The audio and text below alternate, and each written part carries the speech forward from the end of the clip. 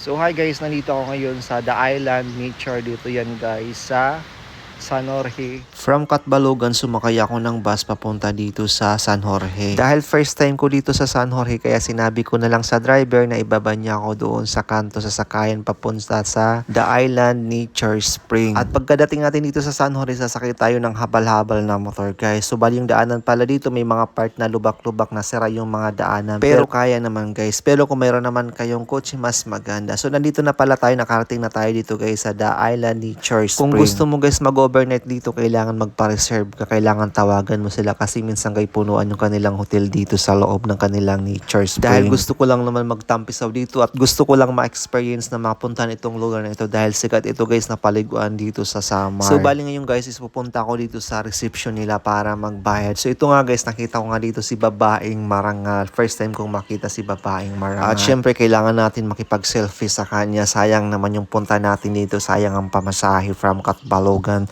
to San Jorge. So bali ang entrance fee pala dito guys is 100 pesos. Tapos kung gusto mo guys yung cottage lang guys ang kukunin mo, hindi ka mag-overnight, ang bayad naman is 500. Tapos kung gusto mo na mag-overnight, so iba-iba klase guys yung price ng kanilang mga higaan dito. So bali ito naman guys is 2,000 plus yung rent dito. So ayan guys, maganda siya, good for 2 persons. So marami silang iba't ibang klase guys ng kanilang tulugan dito. Mayroon yung parang nasa taas at saka mayroon naman guys yung pa dito lang sa baba. Ang maganda naman dito guys sa baba is meron naman ditong inuman para sa magandang bandings. Marami kayo pwede magbandings dito. So bali ito pala guys ang pinakamagandang higaan dito. Ayan, social na social. Sobrang ganda, pang mayaman dito. Syempre afford natin sobrang yan. Relaxing talaga dito kasi guys ang maririnig mo lang dito ng mga boses is boses ng ibon, boses ng mga punong kahoy.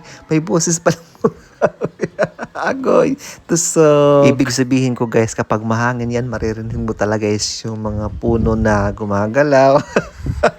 Nakakatakot kasi gumagalaw.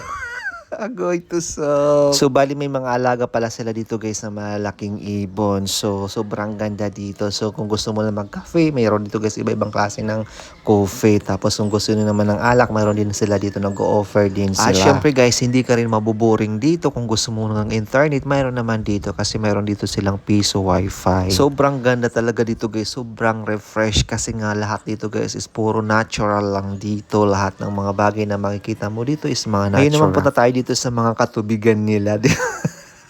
So bali ang ilog pala nila dito guys is nakaikot dito sa The Island Nature nila. So maganda kasi may mga part dito guys na malalim, tapos may part naman dito guys na mababaw, kaya magi-enjoy kayo dito kahit mga bata magi-enjoy. At syempre ano pang inaantay natin, dahil nandito na tayo, kailangan natin magtampisaw na, dahil ito guys ang sadya ko dito, yung magtampisaw guys sa fresh na water. Walang ganito kasi guys sa lugar namin, kasi sa lugar namin guys is island, puro karagatan talaga doon. Mayroon sa amin sapa, kaso guys minsan pag summer guys walang tubig ang aming sapa, dry na dry, parang ikaw dry. Agoy to sobrang sarap talaga ng tubig dito guys, as in malamig. Gustong gusto ko guys yung lamig talaga kasi sanay tayo sa lamig, kaya ito guys na experience na natin makaligo ng ganitong tubig. Taga Samar ako pero first time mo guys makaligo ng ganitong ilog guys, kasi sa amin talaga tulad ng sinabi ko, isa pa lang sa amin, hindi ilog. Medyo natakot nga ako maligo, sabi ko baka may buhaya. Agoy, sabi ko palang buhaya nasa Senado. Agoy to dahil maulan ngayon dito guys sa summer, kaya ganun yung kulay ng tubig ngayon. Pero pag hindi guys maulan, sobrang linaw niya. Ako kasi guys gusto ko talaga yung maligo guys sa mga ilog kaysa sa dagat. Hindi ako mahilig sa dagat kasi sa lugar namin guys dagat na, diba? So gusto ko talaga guys yung mga ganito. Dahil nagsawa na tayo, dahil mabilis lang ako magsawa. Agoy to so aahon na tayo dito guys sa katubigan. Dito naman tayo sa kalupaan.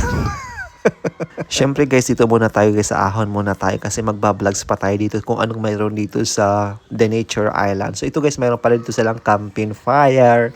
Ayan, pwede kayo dito guys mag-camping ng yung mga grupo. Sa gabi guys, kung gusto nyo mag-overnight, ayan, pwede kayo dito. Pwede kayo mag-lechon siguro dito.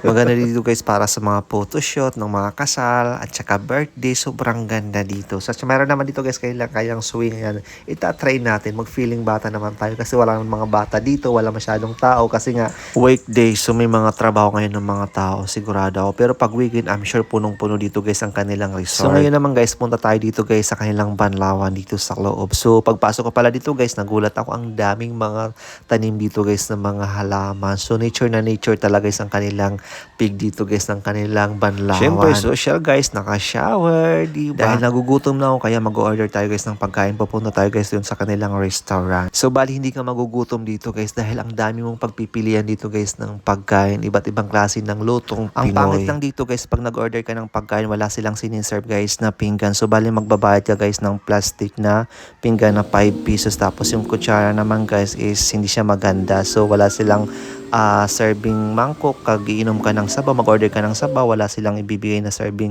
na ganun. So ang pangit, kailan mag-provide dapat sila guys ng libreng pinggan, tapos mangkok, kutsara, kasi ang dami namang tubig dyan na pwede naman maghugas after ka umain kasi napapaikutan sila ng tubig. Yun lang isang pinakapangit dito pag kumain ka, walang mga serving na pinibigay. Yun lang, baboy!